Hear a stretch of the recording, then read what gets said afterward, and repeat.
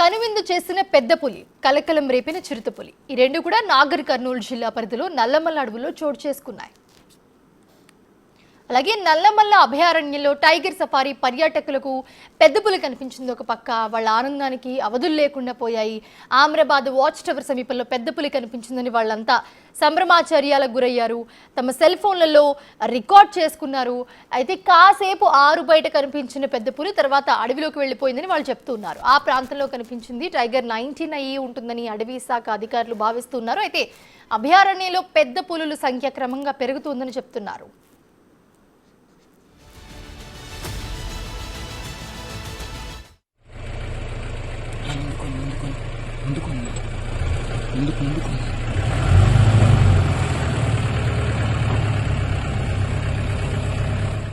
ఇదే నాగర్ కర్నూలు జిల్లాలోని దోమలపెంట ఎస్ఎల్బీసీ పనుల దగ్గర చిరుతపులి కలకలం రేపింది. సొరంగం పనుల్లో ఉన్న కార్మికులు చిరుతను చూసి భయభ్రాంతులకు గురయ్యారు. గతంలో ఇక్కడ పనిచేస్తూ ఉన్న కార్మికుడిపై ఎలుగుబంటి దాడి చేసిందని గుర్తు చేస్తూ ఉన్నారు.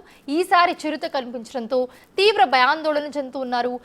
భయంగానే పనులకు వెళ్తూ ఉన్నామని కార్మికులు చెప్తూ ఉన్నారు.